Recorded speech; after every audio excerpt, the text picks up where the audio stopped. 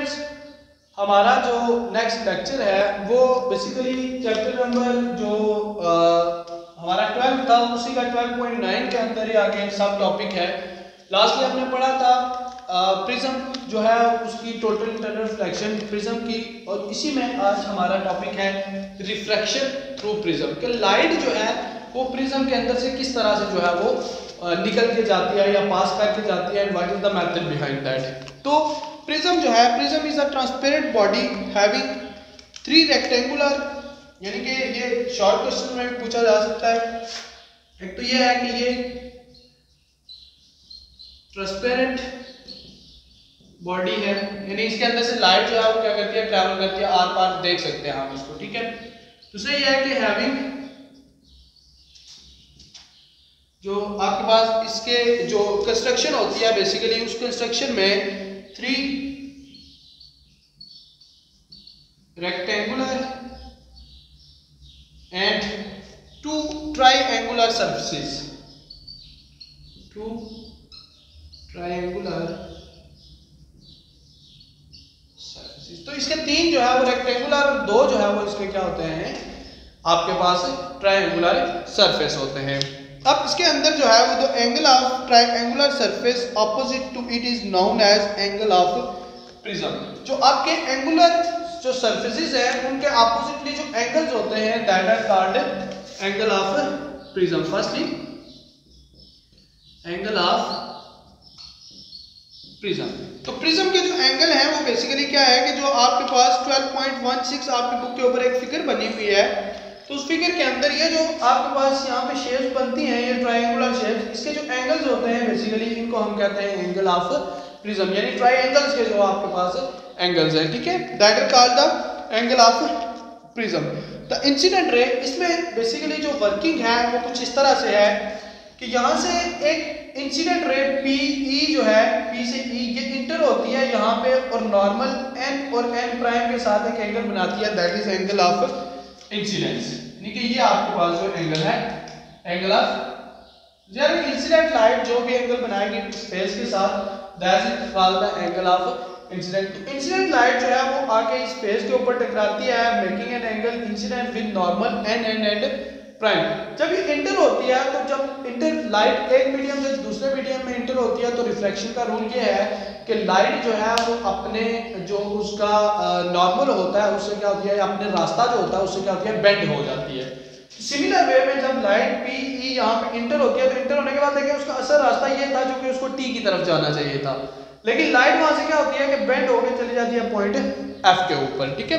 तो light bends toward the point F, और आपके पास ये एक लाइन बनती है, इसको हम, ये जो इंटरनल लाइन है ये इसको हम कहते हैं रिफ्रैक्टेड लाइन, कि लाइन की जो रिफ्रैक्टेड लाइन है या जिसने अपना जो एक एंगल है उसको क्या किया, चेंज किया या बेंड हुई है अपने असल रास्ते से जो हट जाती है।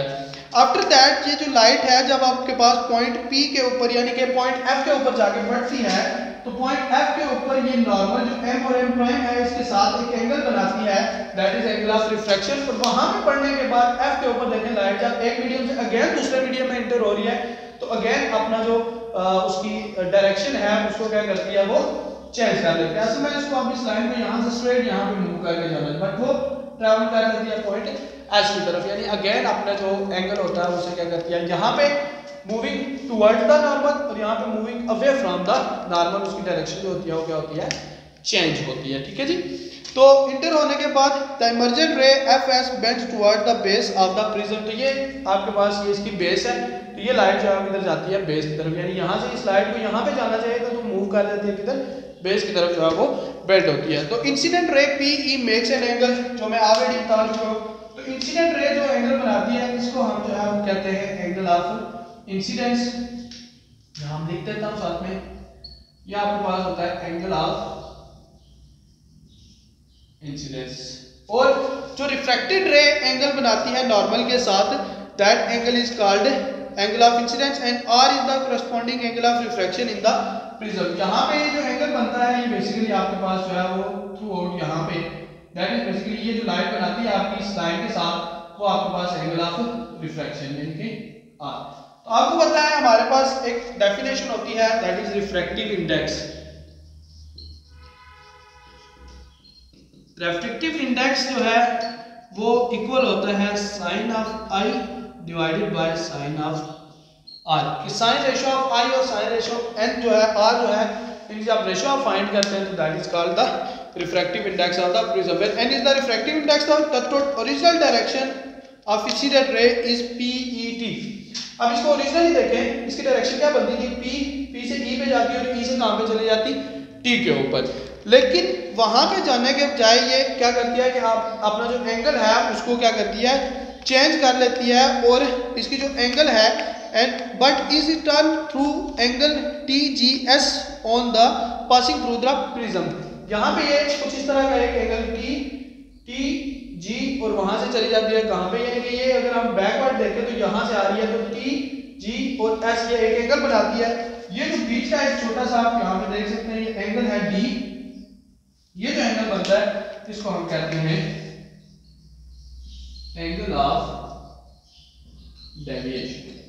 ठीक है, angle made by the incident रे is called angle of incidence and angle made by the incident and refracted रे बिटवीन TG एंड S। यहाँ पे जो एंगल बनता है इस एंगल को हम कहते हैं एंगल ऑफ डेविएशन। ठीक है जी, TGS the angle of known as angle of deviation। the angle of deviation depends upon the angle of incidence when।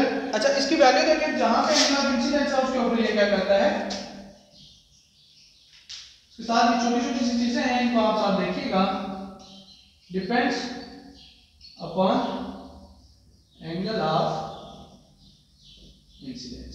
ये जिस एंगल के ऊपर आएगी जैसे उसी बात के एंगल के साथ ये रिफ्लेक्ट होगी तो एंगल ऑफ डेविएशन जो है वो इनडायरेक्टली एंगल ऑफ इंसिडेंस के ऊपर क्या करता है, डिपेंड करता है। ठीक है जी, when the angle of incidence is continuously increased from a small value, the angle of deviation first decrease reach a minimum value and then start increase। जब एंगल ऑफ इंसिडेंस को आप इंक्रीज करते रहे, छोटी वैल्यू से बढ़ाते रहे तो एक हद तक एंगल ऑफ डेविएशन क्या हो रहा होता है, एंगल ऑफ इंसिडेंस के साथ एंगल ऑफ डेविएशन कम हो रहा होता है। फिर एक टाइम आता है कि फिर अगेन वो जो है वो क्या करता है, इंक्रीज होना शुरू हो जाता है। ठीक है जी, the minimum value of angle of deviation is known as angle of minimum deviation. ठीक है, इसी आगे के minimum value of angle of deviation is called minimum angle of deviation. इसको हम जो है वो डी एम के साथ क्या करते हैं, रिप्रेजेंट करते हैं। ठीक है जी, तो the refractive index of the material of the prism with respect to air can be determined by following ratio. तो इसी चीजों को यूज करके आप जो है वो refractive index of the material with air find किया जा सकता है। और रिफ्रैक्टिव इंडेक्स का एक और रूल है,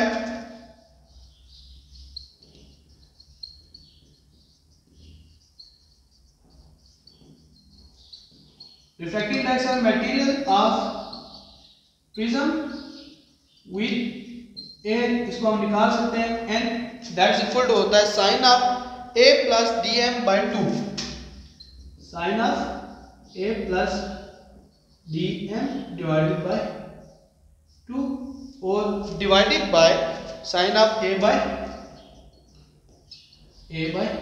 2। तो ये बेसिकली है क्या चीज है, तो A जो है वो एंगल ऑफ प्रिज्म है और DM जो है वो एंगल ऑफ मिनिमम प्रिज्म। जो हमने स्टार्ट में कहा था कि एंगल ऑफ प्रिज्म क्या है, जो कि उसके ट्रायंगल्स के ऊपर आता है, तो वो angle of prism sine angle of prism plus DM divided by 2 और divided by sine of A by 2। इसकी जो है वो हम क्या करते हैं, उससे रेशियोज को जो है बेसिकली फाइंड किया जा सकता है। ठीक है जी, ये इसका फार्मूला जो है वो बेसिकली कुछ साइन DM बाय 2 इसकी deviation divided by sine A by 2 उनकी रेशियो, तो ये आपके पास जो है वो इसका रिलेशन है। ठीक है जी, तो ये आपके पास टॉपिक है। बेसिकली थ्योरेटिकली ये इतना खास इंपॉर्टेंट नहीं है, लेकिन एंगल ऑफ डेविएशन जो है ये आपका प्रैक्टिकल एक आता है, उस पर आपको ये चीजें जो है वो सॉल्व करनी होती हैं, तो उसके लिए आप जो है वो इसको ध्यान में रखेंगे। होप सो कि ये लेक्चर आपको क्लियर होगा।